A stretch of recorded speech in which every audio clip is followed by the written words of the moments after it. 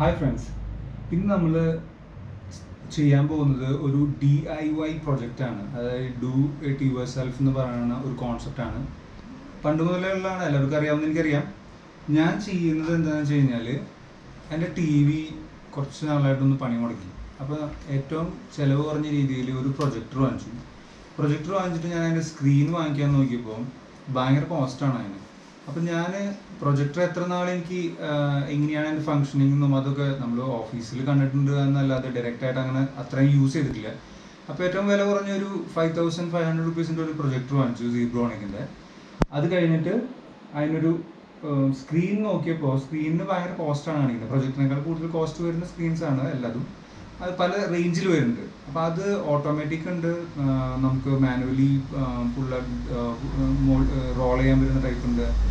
അപ്പോൾ എനിക്ക് തോന്നിയെന്ന് വെച്ചാൽ ഒരു DIY പ്രൊജക്റ്റ് പോലെ ഒരു സ്ക്രീൻ ഉണ്ടാക്കാം എന്നുള്ളൊരു ശ്രമമാണ്. അപ്പോൾ ഞാൻ എന്ത് ചെയ്തതെന്ന് വെച്ച് കഴിഞ്ഞാൽ, തൽക്കാലത്തിന് നമ്മുടെ ആമസോണിൽ നിന്നും ഒരു വിൻഡോ, നമ്മളിപ്പോൾ ഷെയ്ഡ്, നമ്മുടെ കേർട്ടൻ ഉണ്ടല്ലോ, റോൾ ചെയ്യാൻ പറ്റുന്ന കേർട്ടൻ്റെ ഒരു യൂണിറ്റ് വാങ്ങിച്ചു. അതിൻ്റെ ഒരു ആക്സസറി യൂണിറ്റ് വാങ്ങിച്ചു, റോൾ ചെയ്യുന്ന ഒരു യൂണിറ്റ്. ഇതിനൊരു റോഡ് വാങ്ങിക്കണം. ആ റോഡ് വാങ്ങിച്ചിട്ട് അതിൻ്റെ കൂടെ കിട്ടുന്ന സാധനങ്ങളാണ് ഇതും. പിന്നെ ഇങ്ങനെ ക്ലാമ്പ് കിട്ടും, ഇത് ഫിക്സ് ചെയ്യാൻ വേണ്ടിയിട്ടുള്ള 2 സൈഡിൽ ഫിക്സ് ചെയ്യാൻ വേണ്ടിയിട്ടുള്ള ക്ലാമ്പും സാധനങ്ങളും കിട്ടും. അത് ഫിക്സ് ചെയ്യാനും പിന്നെ ഇതുപോലൊരു ക്ലാമ്പ് ഞാൻ ബ്രാക്കറ്റ് ഉണ്ടാക്കാനുള്ള ആവശ്യമില്ലായിരിക്കും. പറഞ്ഞു കഴിഞ്ഞാൽ നമുക്ക് കടയിൽ നിന്ന് ഡയറക്റ്റ് വാങ്ങിക്കാൻ കിട്ടും. നമുക്കത് കറക്റ്റ് അളവിന് കിട്ടാത്ത കാരണം കൊണ്ട് ഞാൻ ഇങ്ങനത്തെ ഒരു ക്ലാമ്പ് വാങ്ങിച്ച് അത് ബോൾട്ട് ചെയ്തു. ഇനി ഇത് ഫിക്സ് ചെയ്തിട്ട് നമ്മൾ ഒരു സ്ക്രീൻ ഉണ്ടാക്കാനുള്ള ഒരു ശ്രമത്തിലാണ്.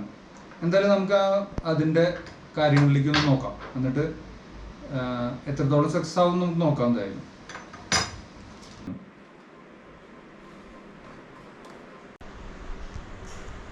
നമ്മൾ എൽ ആംഗിളിൻ്റെ ബ്രാക്കറ്റ്സ് 4 വാങ്ങിച്ചിട്ട് അത് ബോൾട്ട് ചെയ്ത് ഒരു Z പോലെയുള്ള ഒരു മൗണ്ട് ചെയ്യാൻ വേണ്ടിയിട്ട് പറ്റുന്ന രീതിയിലുള്ള ഒരു ഫ്രെയിമാക്കി മാറ്റിയെടുത്തിരിക്കുകയാണ്.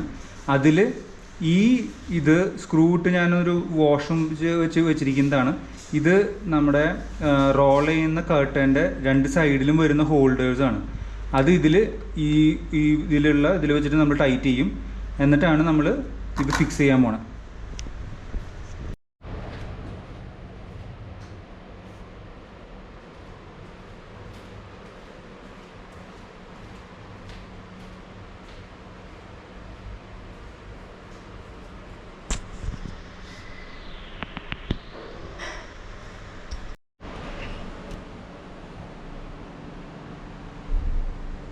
ഇപ്പോൾ നമ്മളതിൽ 2 സൈഡിലും ഹോൾഡ് ചെയ്യുന്ന ഫ്രെയിംസ് നമ്മളത് ഫിക്സ് ചെയ്ത് കഴിഞ്ഞു.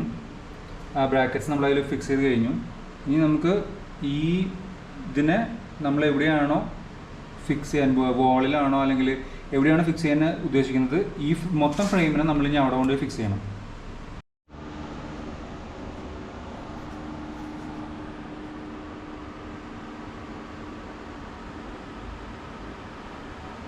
ഇത് ഇങ്ങനെ ഫിക്സ് ചെയ്തു. നല്ല അത്യാവശ്യം നല്ല സ്ട്രോങ് ആയിട്ടുള്ള രീതിയിൽ തന്നെയാണ് ഇതിരിക്കുന്നത്. ഇനി ആ ഓപ്പോസിറ്റ് സൈഡിലും അതേപോലെ ഫിക്സ് ചെയ്തിട്ട് ഇത് വയ്ക്കും. അപ്പോൾ നമ്മൾ 2 സൈഡിലും ഇത് ഫിക്സ് ചെയ്തു. ഈ ഫ്രെയിം നല്ല സ്ട്രോങ് ആയിട്ടുള്ള രീതിയിൽ തന്നെ ഫിക്സ് ചെയ്തിട്ടുണ്ട്.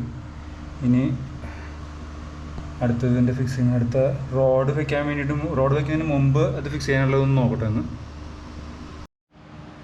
നമ്മളിപ്പോൾ ഒരു സ്റ്റീലിൻ്റെ ഒരു റോഡ്, മറ്റേ കർട്ടൻ റോഡ് വാങ്ങിച്ചിട്ട് അതിൻ്റെ 2 സൈഡിലും പ്ലാസ്റ്റിക്കിൻ്റെ ഒരു കണക്ടർ കണക്ട് ചെയ്തു. എന്നിട്ട് അത് ജസ്റ്റ് ഒന്ന് ഉരുക്കിയിട്ട് നമ്മൾ ഒരു 1 ഇഞ്ച് ലെവലിൽ ഉള്ളിലേക്ക് കയറ്റി കണക്ട് ചെയ്ത് വെച്ചിരിക്കുകയാണ്. ഇതാണ് നമ്മളിനി ഇതിന് വേണ്ടിയിട്ട് കണക്ട് ചെയ്യാൻ പോകുന്നത്. അതായത് സ്ക്രീനിന് വേണ്ടിയിട്ട് നമ്മൾ യൂസ് ചെയ്യാൻ പോകുന്ന റോഡ്.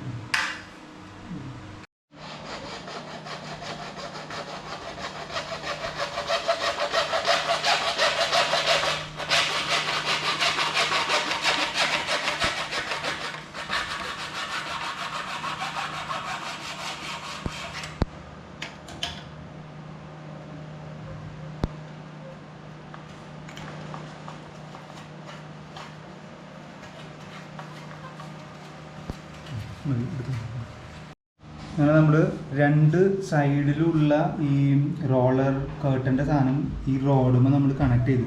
അത് കണക്ട് ചെയ്യാൻ വേണ്ടി യൂസ് ചെയ്ത പ്ലാസ്റ്റിക്കാണ്. ചെറുതായിട്ടൊന്ന് ചൂടാക്കിയിട്ടൊക്കെയാണ് നമ്മൾ കണക്ട് ചെയ്തിട്ടുള്ളത്. അതിലൊരു ഏകദേശം കുഴപ്പമില്ലാത്ത രീതിയിൽ കണക്ട് ചെയ്തിട്ട് നല്ല ടൈറ്റായിട്ട് അങ്ങനെ ഈ ഭാഗത്തും ഈ ഭാഗത്തുള്ളതും കണക്ട് ചെയ്തു. ഇനി നമ്മൾ ഇത് ഫിക്സ് ചെയ്യാൻ നോക്കുകയാണ്. മുകളിൽ അതിൻ്റെ നമ്മൾ ബ്രാക്കറ്റ്സ് ഫിക്സ് ചെയ്തിട്ടുള്ളിടത്ത് ഫിക്സ് ചെയ്യാൻ നോക്കുകയാണ്.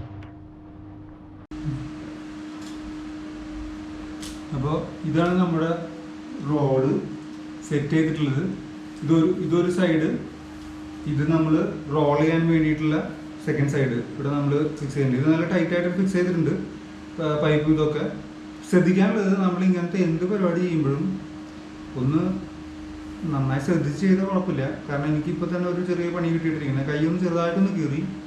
അപ്പോൾ വലിയ ബാൻഡേഡ് തന്നെ വേണ്ടി വന്നു. ഇപ്പോഴും ചെറുതായിട്ട് ബ്ലഡ് വരുന്നുണ്ട്. അപ്പോൾ എല്ലാവരും ഒന്ന് ശ്രദ്ധിച്ചിട്ട് ചെയ്താൽ മതി. എന്താണെങ്കിലും ഈ സ്റ്റീലിൻ്റെ റോഡ് കൊണ്ട് നമ്മൾ ചെയ്യുമ്പോൾ കട്ട് ചെയ്യുമ്പോഴൊക്കെ ഒരു കൈ പെട്ടെന്ന് തെറ്റി പോകാനൊക്കെ ചാൻസ് ഉള്ളതാണ്. അപ്പോൾ അതൊക്കെ ഒന്ന് നോക്കിയിട്ട് ചെയ്തോളാം. അപ്പോൾ നമുക്കിത് ഫിക്സ് ചെയ്യാം. എന്നിട്ട് നന്നായി റോൾ ചെയ്യുന്നുള്ളത് നോക്കാം കറക്റ്റായിട്ട്.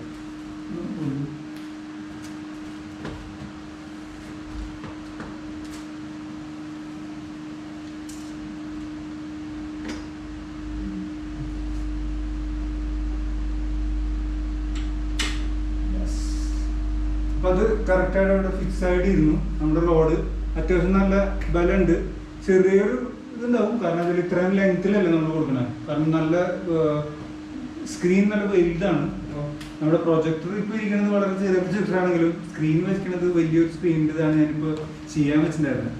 അപ്പോൾ അത് കാരണം കൊണ്ടാണ് ഈ വലിയൊരു ഇത് ചെയ്തത്. ഓൾമോസ്റ്റ് ഒരു 9 ഫീറ്റിൻ്റെ ഇതുണ്ടായിരിക്കും, വിഡ്ത്ത് ഉണ്ട് ഈ ഒരു റോഡിന്. മൊത്തം അളവ് നോക്കുകയാണെങ്കിൽ, നമ്മളിപ്പോൾ എൻഡ് ടു എൻഡ് അളവ് നോക്കുകയാണെങ്കിൽ നമുക്ക് ഇത് കണക്ട് ചെയ്തിട്ട്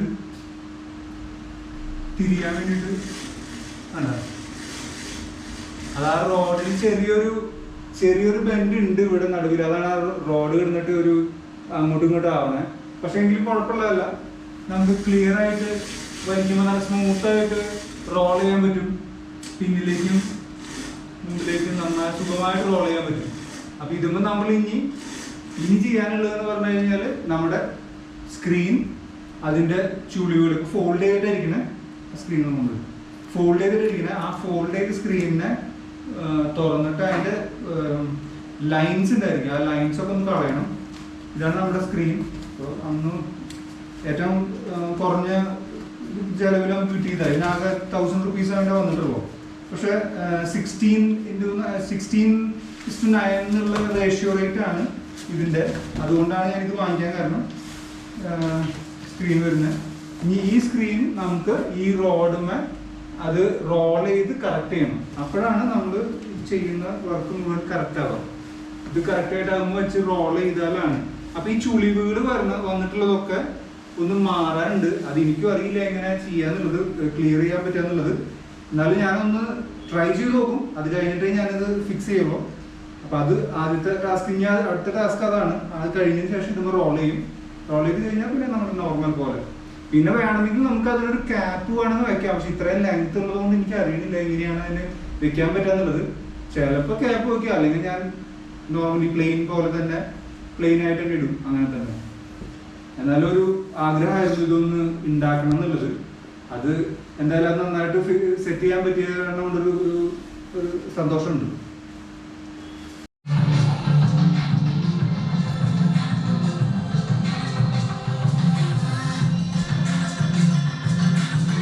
അങ്ങനെ നമ്മൾ പ്രൊജക്ടറിൻ്റെ സ്ക്രീൻ അതിൽ അവിടെ ഫിക്സ് ചെയ്ത് കഴിഞ്ഞു.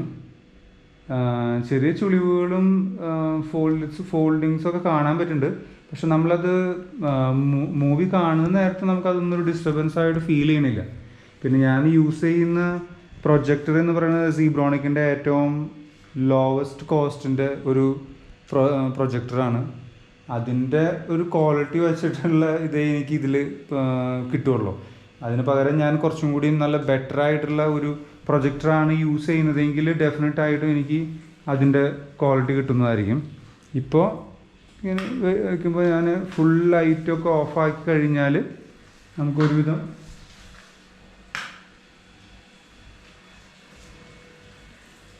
ഈ ഒരു ക്ലാരിറ്റിയാണ് ഇതിന് കിട്ടുകയുള്ളൂ.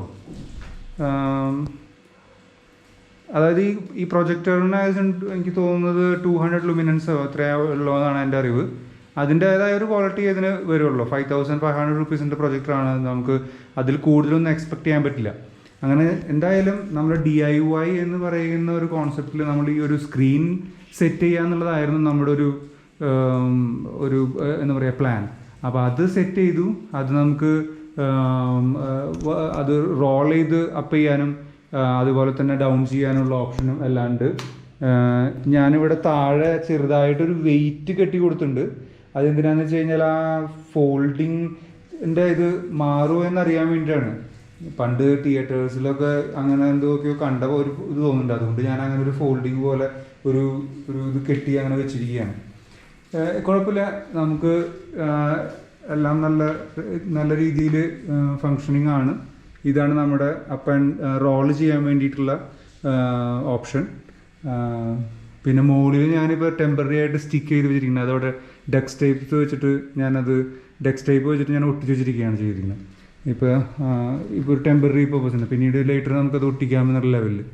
അപ്പോൾ എല്ലാം കൊണ്ടും നല്ലൊരു ഇതാണ്. അപ്പോൾ അങ്ങനെയാണ് പ്രൊജക്ടർ സ്ക്രീൻ നമുക്ക് DIY ആയിട്ട് ചെയ്യാൻ പറ്റുന്നത്. നിങ്ങൾക്ക് എല്ലാവർക്കും ഇഷ്ടപ്പെട്ടു എന്ന് വിചാരിക്കുന്നു. ആർക്കെങ്കിലും ചെയ്യണമെന്ന് ആഗ്രഹമുണ്ടെങ്കിൽ ഇത് വളരെ സിമ്പിളായിട്ട് ചെയ്യാൻ പറ്റുന്നൊരു കോൺസെപ്റ്റാണ്. ആകെ 350 റുപ്പീസേ ആ ഒരു കർട്ടൻ റോളിങ് ചെയ്യുന്ന സാധനത്തിന് വരുന്നുള്ളൂ. പിന്നെ ഒരു 100 റുപ്പീസിൻ്റെ ബ്രാക്കറ്റ്സ് നട്ട്സും സാധനം വാങ്ങിച്ചു കഴിഞ്ഞാൽ നമുക്കിത് ഫിക്സ് ചെയ്യാവുന്നതാണ്. പിന്നെ സ്ക്രീൻ വേറെ സെപ്പറേറ്റ് നമ്മൾ ആമസോണിൽ നിന്ന് വാങ്ങിച്ചതാണ്. 1000 റുപ്പീസിൻ്റെ ഒരു സ്ക്രീനാണത്. അത് പറഞ്ഞാൽ വേറെ വാങ്ങിച്ചു. 100.5 സെൻറ്റിമീറ്ററോ എത്രയാണ്ടാണ് അതിൻ്റെ സൈസ്. അത് നമ്മൾ 1000 റുപ്പീസിന് വാങ്ങിച്ചതാണ്. അപ്പോൾ എല്ലാം കൂടി നമുക്കൊരു കോസ്റ്റ് വരുന്നത് ഏകദേശം ഒരു 1500 എന്നുള്ള ലെവലിലാണ്. 1500 to 1600 റുപ്പീസിൻ്റെ ലെവലിലാണ് നമുക്കൊരു ബേസിക് പ്രൊജക്ടർ സ്ക്രീൻ എന്ന് പറയുന്നത്. ഇത് ഒരുവിധം കുഴപ്പമില്ലാത്ത ക്വാളിറ്റിയുള്ള സ്ക്രീൻ തന്നെയാണ്. ഇതിന് ഓട്ടോമാറ്റിക്കോ അല്ലെങ്കിൽ ഇതും അല്ലായിരുന്നു എന്ന് മാത്രം. അതുകൊണ്ടാണ് ഇത്ര കോസ്റ്റ് കുറവിൽ കിട്ടിയത്. നമ്മളതിൻ്റെ DIY ആയിട്ട് ചെയ്തപ്പോൾ നമ്മളതിന് റോളിങ് ചെയ്യാൻ വേണ്ടിയിട്ടുള്ളൊരു ഓപ്ഷൻ അതിന് കൊടുത്തു എന്ന് മാത്രം. അപ്പോൾ നിങ്ങളെല്ലാവർക്കും ഈ വീഡിയോ ഇഷ്ടപ്പെട്ടെന്ന് വിചാരിക്കുന്നു. വീഡിയോ സപ്പോർട്ട് ചെയ്യുക, ലൈക്ക് ചെയ്യുക, ഷെയർ ചെയ്യുക, സബ്സ്ക്രൈബ് ചെയ്യുക. പിന്നെ സപ്പോർട്ട് ചെയ്യുന്ന എല്ലാവർക്കും നന്ദി. നിങ്ങൾ നിങ്ങളുടെ ഫ്രണ്ട്സിനോടും എല്ലാവരോടും പറയുക. അങ്ങനെ താങ്ക് യു.